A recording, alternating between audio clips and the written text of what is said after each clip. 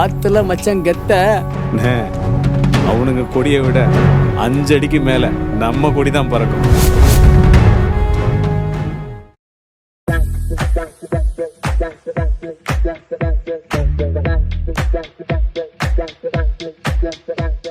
வணக்கம். Edison talkies நேயர்கள் அனைவருக்கும் எனது பணிவான வணக்கங்கள்.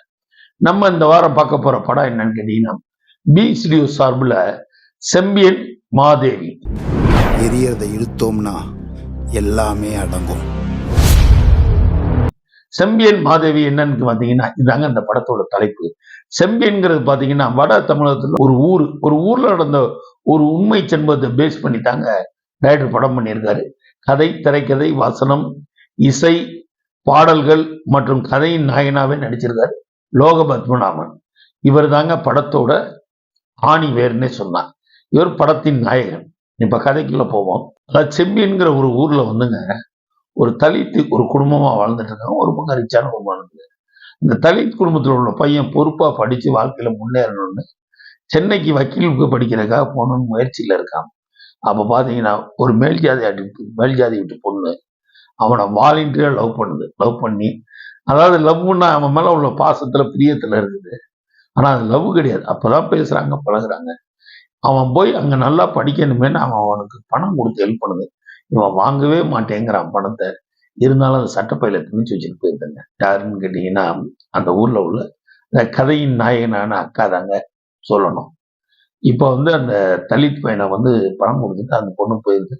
அவன் சென்னை போறதுக்காக ரெடியாகி போயிட்டு இருக்கும் போது அவன் அந்த ஊருக்குள்ள காது வச்ச மாதிரி தலித் பையன் தான் நம்ம பொண்ணை லவ் பண்றான், வைக்கிறான் பெரிய கதை கட்டி அவனை மர்டர் பண்ணிடுவான்.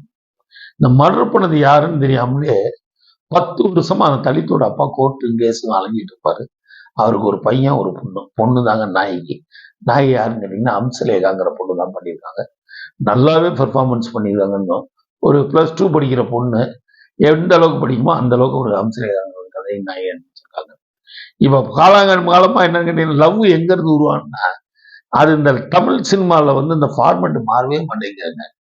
அதாவது தலித்துக்கும் மேற்ஜாதிக்கும் தான் லவ்வா? ஏன் வேற ஜாதியில லவ் வரவே கூடாதா? இல்ல வேற ஜாதியில வந்தா அந்த கதையை நீங்க எழுத மாட்டீங்களா? நம்ம மேலேயும் ஒரு தப்பு இருக்கு, லோக பத்மநாபன் மேலேயும். காலங்காலமா இதே கதையை எத்தனை நாள் தான் சொல்லுவீங்க? இருந்தாலும் கதை சொன்ன விதம் நல்லாவே இருக்கு. இப்ப பாத்தீங்கன்னா ஆல்ரெடி பையனை பறி கொடுத்துட்டாரு. பொண்ணு மேல அலாதி பிரியத்துல இருப்பார் அப்பா. ஆனா அந்த பொண்ணு பாத்தீங்கன்னா ஒரு மேல் ஜாதி பையனை லவ் பண்ணும். நம்மள சுத்திட்டு தான் இருக்கும்.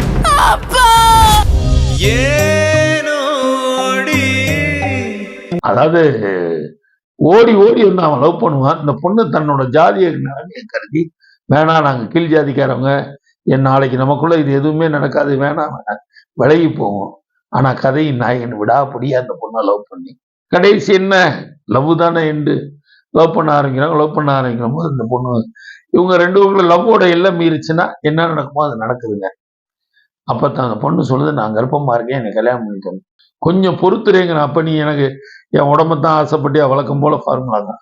பட் நல்லாவே பெர்ஃபார்மன்ஸ் பண்ணியிருக்காருன்னு தான் சொல்லலாம். ஹீரோ லோக பத்மநாபன் நல்ல கதை பண்ணியிருக்காரு. நல்ல அதாவது பெர்ஃபார்மன்ஸ் சைடும் அருமையா அப்படின்னா சாங்ஸ் சொல்லவே வேண்டாம். தெளிவா அழகா ஒரு மியூசிக் டைரக்டர், கை தேர்ந்த மியூசிக் டைரக்டராக தான் பண்ணியிருக்காரு. காரணம் அவருக்கு சப்போர்ட்டா இருக்கிறது பார்த்தீங்கன்னா ஏடி ராமன் தான் பின்னணி இசை பண்ணியிருக்காரு. நல்லாவே பண்ணியிருக்காருங்க. ஒளிப்பதிவாளர் ராஜசேகர் பிரமாதமா ஒளிப்பதிவு. படத்துல எந்த ஒரு குறைமையும் ஒரு செம்பிய ஊருக்குள்ள நம்ம போய் அந்த ஊருக்குள்ள வாழ்ந்துட்டு வந்த ஒரு ஃபீலை தான் அந்த டைரக்டரும் கொடுத்துருக்காரு. முதல் படம் இந்த அளவுக்கு பண்ணியிருக்காருன்னா அதுவே ஆச்சரியப்படுத்த வேண்டிய விஷயம் தாங்க. அதாவது தன் காதலி தன்னிட்ட முறையிட, இதுக்கு என்னடா பண்றது, நண்பர்கிட்ட போய் தான் எந்த ஒரு நட்புமே என்னன்னு கேட்டீங்கன்னா தனக்கு ஒரு பிரச்சனை நண்பர்கிட்ட போய் தான் டிஸ்கஸ் பண்ணுவாங்க. போய் இந்த மாதிரி என் காதலி இந்த பிரச்சனையா இருக்குடா, என்னடா பண்ணலாம். அதை இவனுங்க வன்மை எடுத்து அந்த பொண்ணை பண்ற பிரச்சனை இருக்குது. அதுதாங்க படத்தோட பயங்கரமான ஒரு கிளைமேக்ஸ்னே சொல்லலாம்.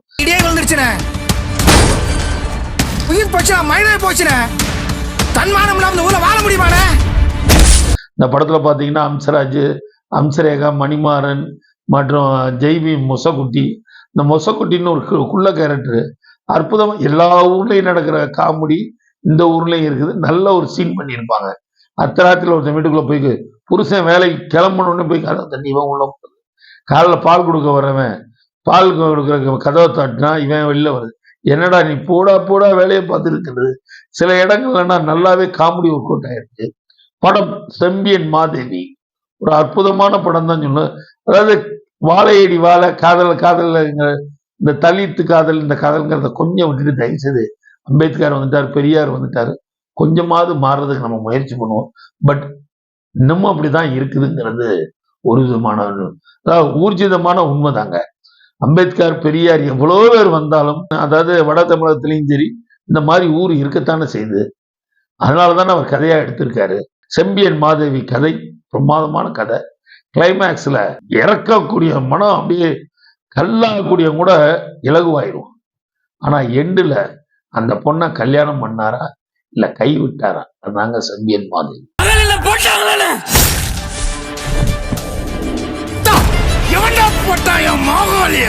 படத்தை போய் தியேட்டர்ல பாருங்க, அற்புதமா பண்ணியிருக்காரு. முதல் முயற்சி. இந்த மாதிரி சின்ன படங்களுக்குன்னா தயவு செய்து ஒத்துழைப்பு கொடுங்க. பாருங்க, இவ்வளவு கஷ்டப்பட்டு படம் பண்ணியிருக்காரு, அவர் ஊர்லயே தியேட்டர் கிடைக்கல. அது எவ்வளவு வேதனையான விஷயம். 4 தியேட்டருக்கு அவர் தியேட்டர்ல ஒரு ஷோ கொடுங்க. தான் மண்ணையும் தன் மக்கள்கிட்டையும் தான் தன்னோட அவனோட சந்தோஷத்தை பகிர்ந்து கொள்ள ஆசைப்படுவான். ஆனா அந்த ஊர் தியேட்டர்ல, அந்த ஊர்ல உள்ள தியேட்டர்ல இந்த படம் ரிலீஸ் ஆனா எவ்வளவு வருத்தமா இருக்கும்.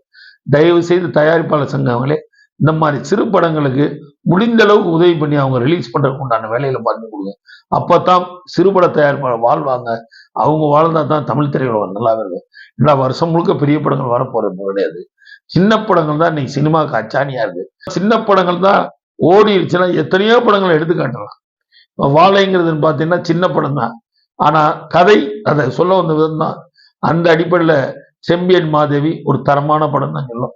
தொடர்ந்து எங்களோட சேனலை பாருங்க, சப்ஸ்கிரைப் பண்ணுங்க, லைக் பண்ணுங்க, ஷேர் பண்ணுங்க. உங்களால் நான், உங்களுக்காக நான். வணக்கம். எரியறதை இழுத்தோம்னா எல்லாமே அடங்கும்.